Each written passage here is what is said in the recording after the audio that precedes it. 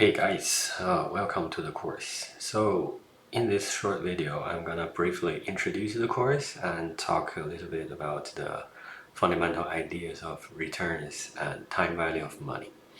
So after watching this video, you should be able to go through the readings in the class and be able to complete the quizzes after each readings. So I'm gonna get started.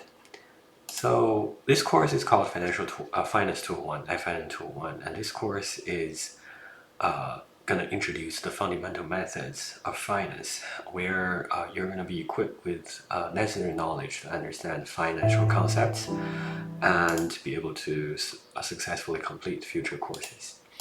So what is this course about? So this course is primarily two parts. In the first part, we're going to talk about the time value of money.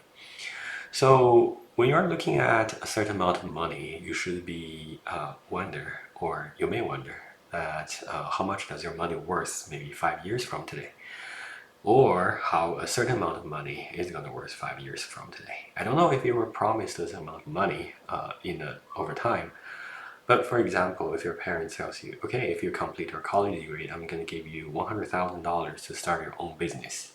If you have heard something like that, you may wonder, okay, so if it takes 4 years to complete my college degree, how much money do I need to have right now so that I do not need my parents' money? So that's basically something you can answer with the knowledge of time value for money. So in time value for money, we primarily answer these four basic questions. That is, how valuable today is $1,000 in 5 years? How valuable can $1,000 be in 5 years? So that's basically asking the present value, which is the value of a certain amount of money today, and the future value, which is the value of a certain amount of money of a certain amount of time from today. So the third question is, how about $1,000 a year for 50 years? So basically, this is trying to complicate the cash flows. As you see in the first two questions, it's only just one lump sum cash flow that's be due either 5 years from today or today. But in question number three, you're facing a stream of cash flows where you're gonna get $1,000 each year for 50 years.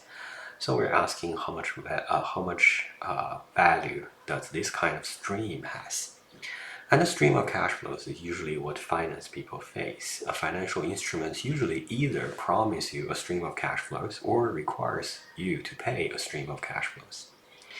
And the last question is, how about $1,000 per year in perpetuity? So that's basically saying, what if we do not claim a stream of cash flows over 50 years, but we claim it infinite amount of time, forever and ever? So this is playing with the number of years that you're going to receive the cash flows, or where you're going to pay the cash flows. So these are just common patterns of the cash flows you can get.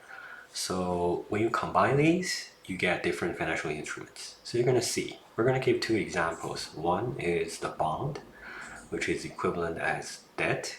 The other is stocks, which is equivalent to equity. So if you have heard both terms. So these are the two very common financial instruments which corporates use to raise money. We're going to talk about those when we're there. So the second part is the risk and return. So basically, we're going to talk about how we can measure risk and return of a risky asset. And then we're going to talk about how we can judge or decide whether a certain amount of return is good for the risk we're bearing.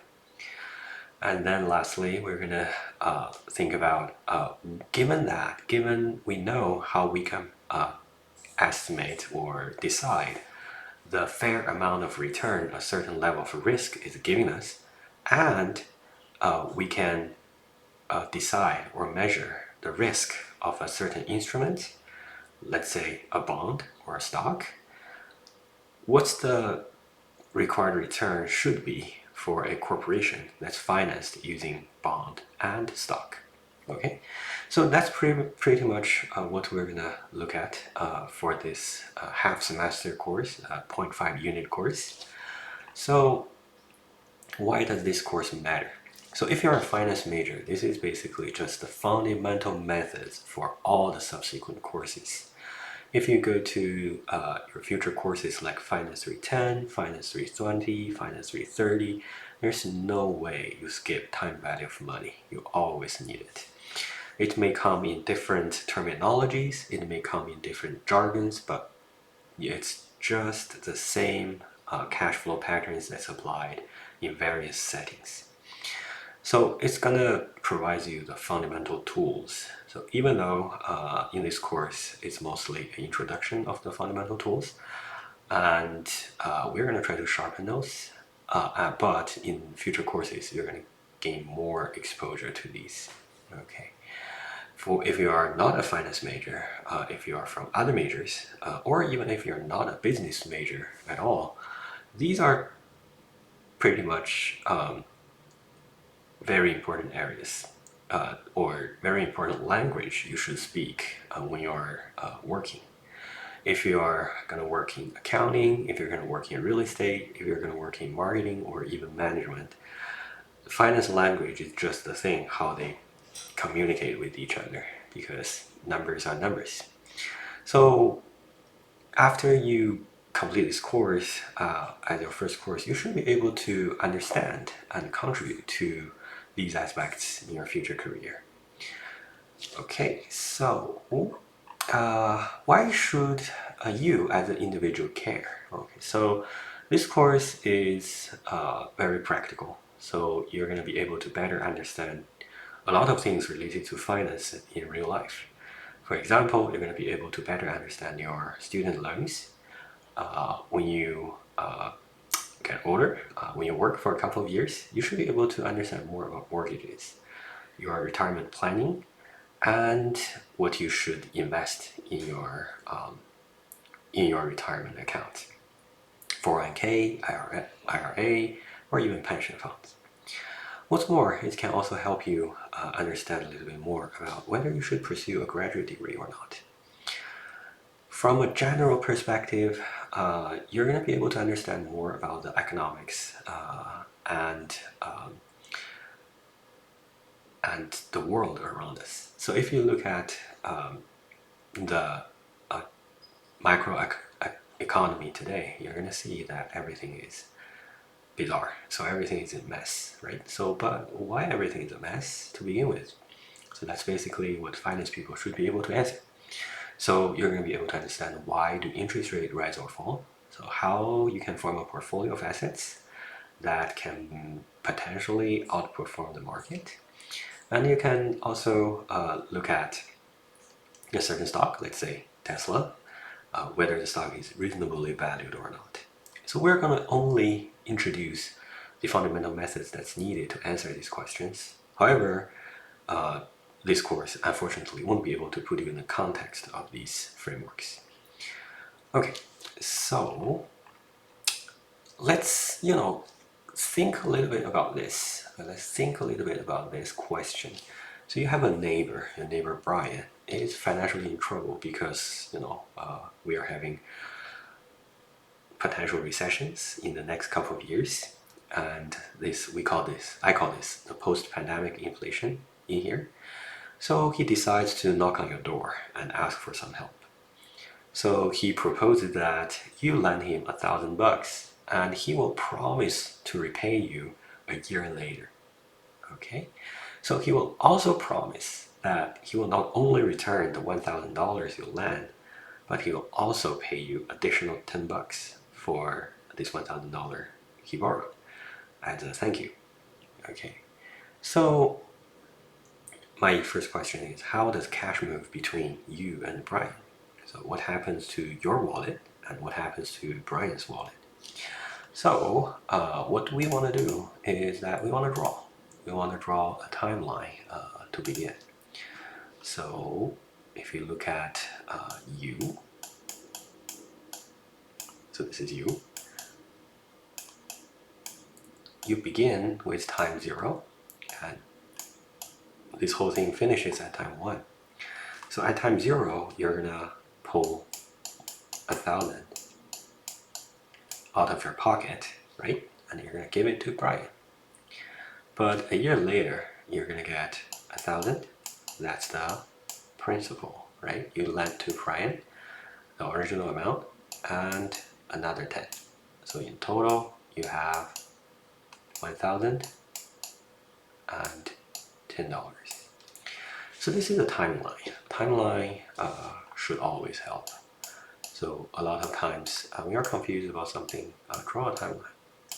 And as you can see, I'm labeling negative cash flows as the cash flows you are paying, you're pulling out of your pocket.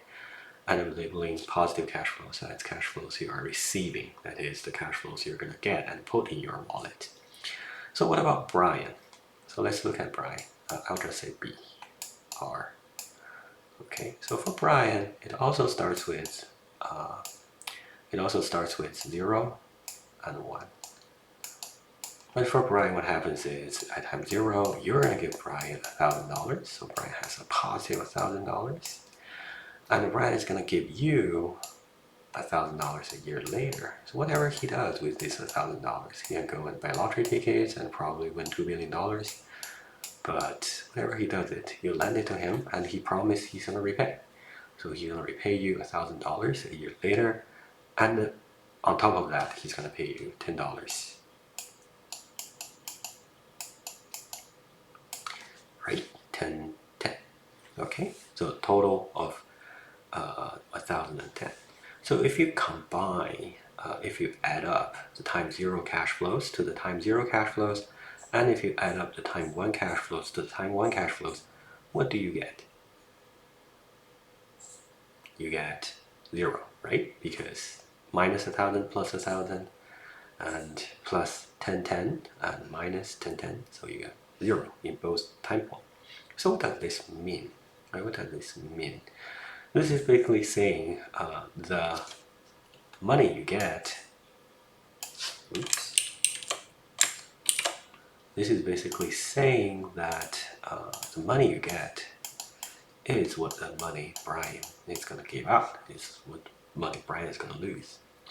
So you get $10 more for doing Brian this favor, but Brian in the end must pay you $10 more than the original amount he borrowed.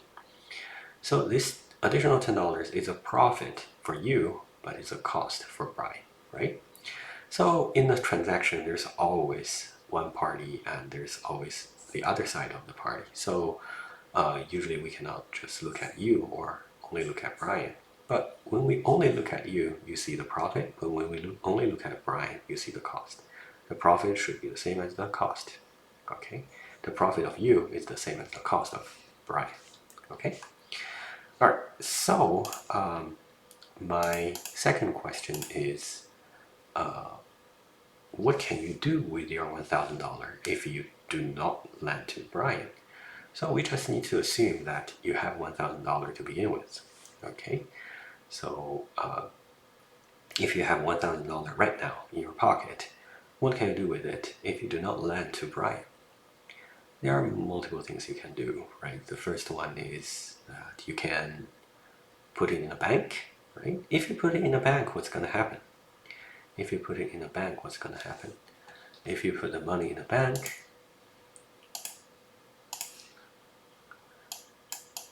we also need the timeline, right? From time 0 to time 1.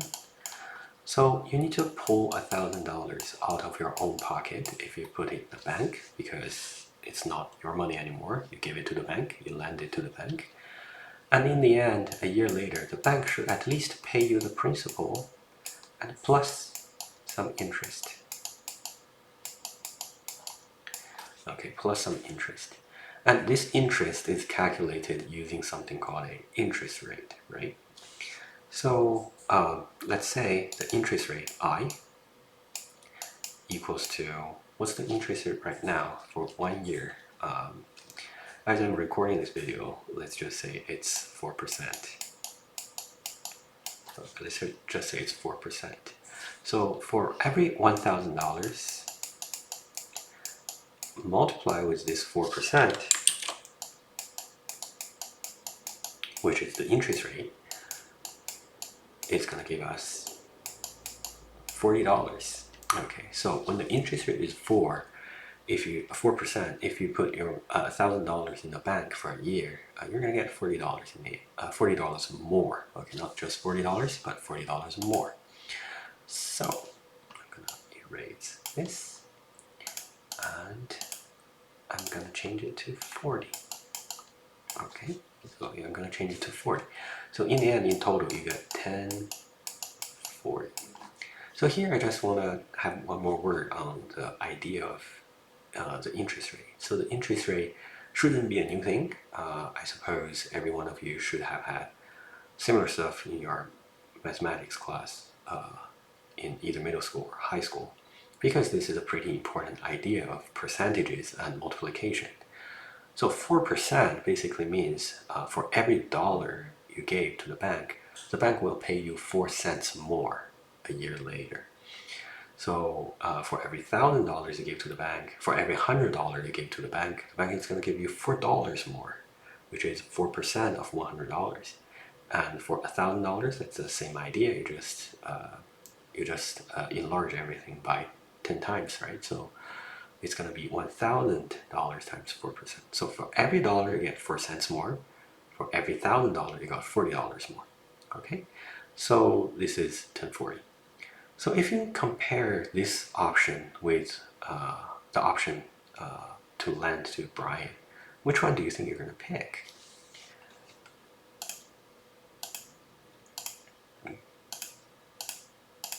Which one do you think you're going to pick? So if you are cold-blooded enough and you don't care about your neighbors, you're going to probably pick this one, because you know what? This gives me more money, right? So it's going to give us $1,040. But if you lend it to Brian, you're only going to get 1,010. So there's no way you want to lend it to Brian by considering just the amount of money. Okay. So if you decide to lend to Brian, how can us understand this? So how can us understand this $10? So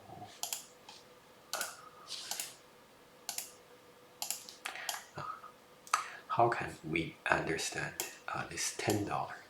So what is this $10? We just said this $10 is this $10. It's equivalent to 10 over 1,000, which is 1%, right? So this $10 is basically saying Brian is promising a 1% interest rate, right? $10 is 1% of 1,000. So for every dollar, Brian is promising you a cent. For every $1,000, Brian is promising you $10. So comparing with the interest rate that's offered by the bank, which is 4%, apparently the bank is giving us a better deal, right? So how can we understand this additional $10? So this additional $10 is basically Brian's promised interest rate of 1%. And this is essentially Brian's cost. Okay, so for every dollar Brian is borrowing, Brian needs to pay a cent, right? So for $1,000, Brian needs to pay $10. So 1% is Brian's cost of financing for this $1,000. But this 1% is the profit for you to lend to Brian. So from now on, we're going to quote the profit and cost in percentages. And later, we're going to give it a formal name. We call it the return. Okay? So we also compared it with the 4% bank rate. So what are we talking about here? So we're basically saying the bank has a higher cost than Brian, and the bank is going to give us a better return than Brian. Okay? So if Brian can actually borrow at 4%, then Brian will actually try to do it, right? So if you're a let's say cold-hearted, cold-blooded neighbor where you only look at the money, how can Brian get your money? Brian must be able to promise a bigger return, right? Okay, so that's the story about Brian. So what we're trying to get out of here is that we're trying to understand the idea of timeline and cash flows, positive and negative. We're going to try to understand the idea of interest rate. So if for every dollar I borrow, if I promise 1 cent of interest or 1 cent of additional money after returning, then the interest rate is 1%. If I'm promising 4 cents for every dollar I'm borrowing, in addition, I'm gonna basically promising a interest rate of 4%. Okay, and I also want to emphasize the idea that 1% of a profit for the investor is equivalent to the 1% cost for the borrower, which is Brian. Okay, so in this course, sometimes you will need to put on your investor's hat, where you have the money and you're going to lend the money out. And sometimes you're going to put on the borrower's hat, where you need money and you're going to use the money to do something, but in the end you have to repay with the interest. Okay, so basically $10 is your return, and it's also Brian's cost. So return is the profit an investor earns from investing his or her money. It can be expressed in dollars. For example, it's $10. We call it dollar return. This is equivalent to the dollar profit of investing. So if you invest $1,000 in Brian, right, and Brian is going to pay you 1,010 in total, so you got $10 of profit, right? Because you put up 1,000, you got $10 more, so your profit is $10. So it can also be expressed in percentage terms. So we call it percentage return. It is a profit as a percentage of the original amount of money you invest. Okay, so in this example, you gave Brian $1,000. So the initial amount of money you invest is $1,000, and you got a profit of $10, which is 1,010 minus 1,000, right? So the total amount of money Brian is paying you in the end minus the original principal is 10. So 10 divided by 1,000 is basically 1%, right? So it's basically telling us, again, for every dollar we invest, we are getting 1 cent of it. So it's equivalent to the dollar return for each dollar invested. So usually when we talk about returns, what's your return, what's your rate of return, those terminologies usually means the latter, which is basically the percentage returns.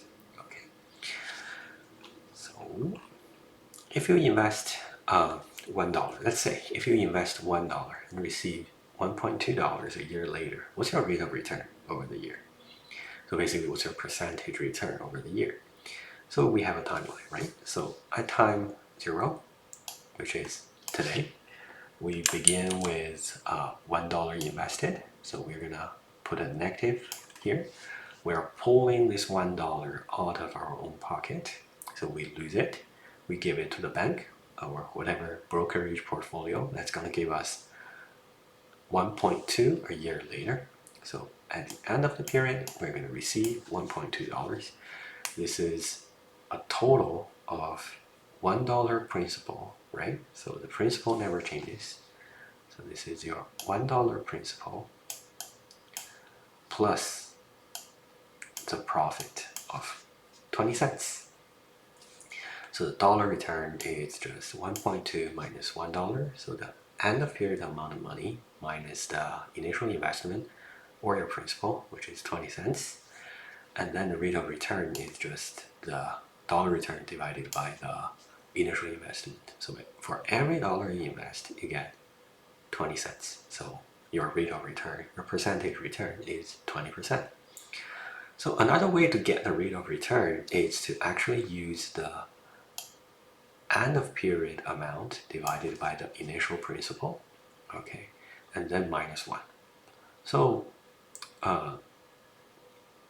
yeah, so mathematically they're equivalent. I believe you can tell that. But there's a different intuition. So basically 1.2 divided by 1 should give us 1.2 divided by 1 should give us a number of 1.2. 1.2, right?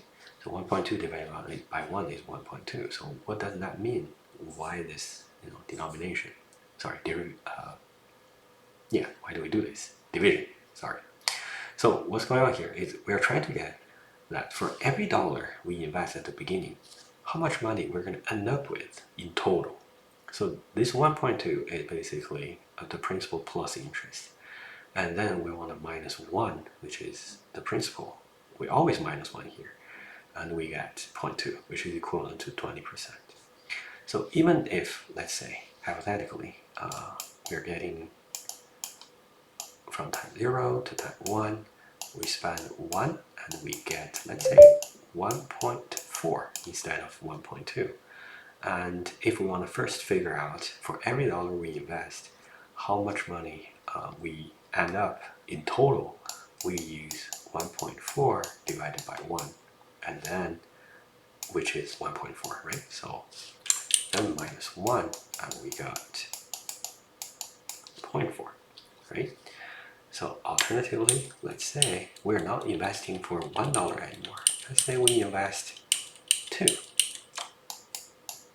We invest $2 at the beginning, and we're getting 2.6, okay, in the end.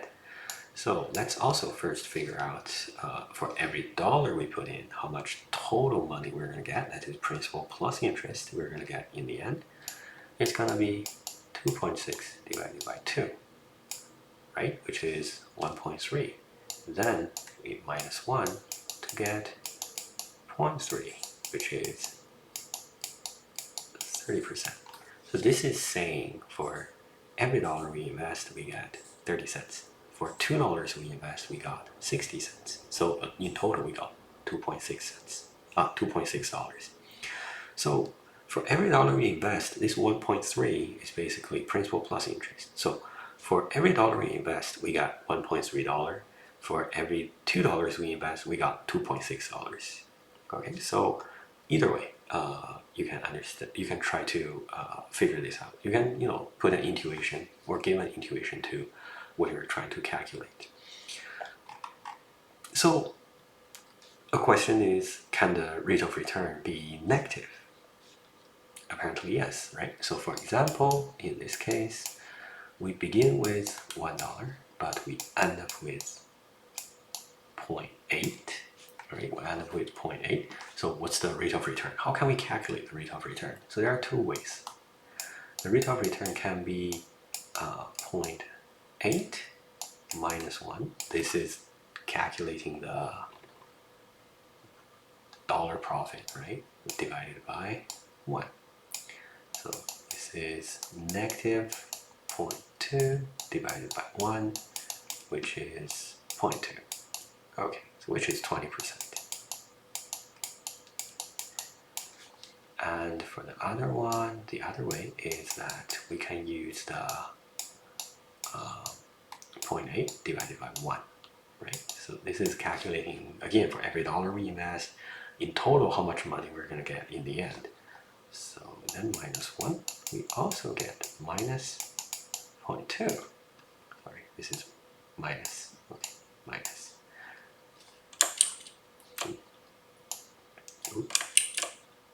Minus. So this is minus 20%. So we have a negative return, okay? All right. So the next one, if an investment project promises $1,000 in a year, and you have to put up $900 to participate in the project. If alternative, you can invest money in a government bond and get a return of 200 basis points for a year. Would you invest in this project? So, so let's look at the timeline first, as always. So initially, you have to put up $900 to get this $1,000, right? So this is the project.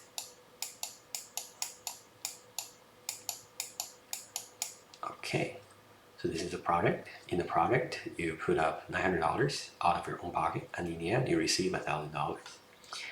And the bond. The government bond is just like the treasury bonds. So it's basically what the Fed uses, the Federal Reserves, the central bank of the U.S. use to control the interest rate.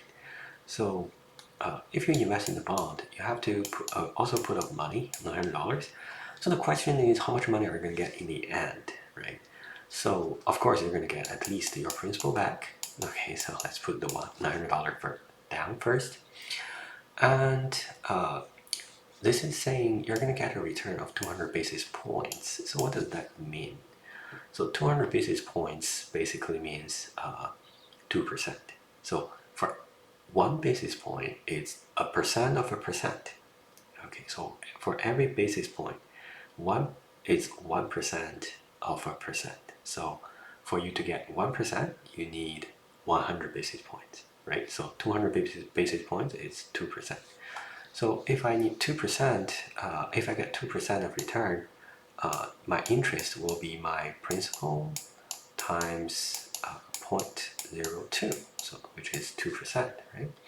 So how much is this? 900 times 0.02, it's 18, right? So you're gonna get this. So in total, you're gonna get 918, right? So which one is better? So if you look at the end of period value of the project and the bond, you're gonna be pretty comfortable saying that this is better, right? Because this gives you more money. Okay, so we have been talking about the value of a certain amount of money in the future, but I believe you have realized that the value must happen because you can make an investment from time 0 to time 1, right? So that is basically talking about the time value of money. So what is time value of money? So it's basically money has time value. That's basically saying for the same amount of money today and the same amount of money a year from today or sometime in the future, they do not worth the same to you. And also for the same amount of money today and the same amount of money maybe sometime earlier, 2 years ago, they do not worth the same amount to you. Okay, so for example, your college tuition is about $20,000 if you're out of state. So for 4 years, it's about $80,000, right? So think about the $100,000 example at the beginning of the class of this video. So if you're given a $80,000 over a 4 year, $20,000 cash flow over a 4 year period, do you think you can use that money to make $100,000 in the end? The answer is probably you don't know, but the question can become how much return you have to earn for investing those $20,000 to achieve $100,000 in the end. Okay, so that's some question we will be able to answer given the premise that money has time value. Okay, so the reason money has time value, that is the reason why the same amount of money will worth differently at different time point, is because you can always make some profit by investing the money using a saving account, okay, by putting the money in the bank. So the same amount of money, let's say $1,000, if you put the money in the bank, you always get more a year later, right? More than 1,000, maybe not a lot more than 1,000, but more than 1,000. So for the same $1,000, if you're gonna receive it a year from today versus you're gonna receive it today, you should always be willing to receive it today because you're gonna be able to put that money in the bank and get more money in it. So basically, the time value of money, the presumption of the time value of money is that you can always invest in a bank and get a return. Okay, so the $1 present value is always better than $1 future value, as long as you have a positive interest rate, as long as you can invest in a bank and get more money. Okay, and reversely, the same $1 future value is not as good as the same $1 present value. That is, the same $1 cash flow that you're going to receive in the future is going to worth less than the same $1 you're going to receive if you were to receive it right now, today. Okay, so that's the basic idea of time value of money, and that's why there is time value of money. The answer is very simple. You always have this alternative to invest this money sometime in the future. Okay, so that is it for this video. If you have any questions, let me know.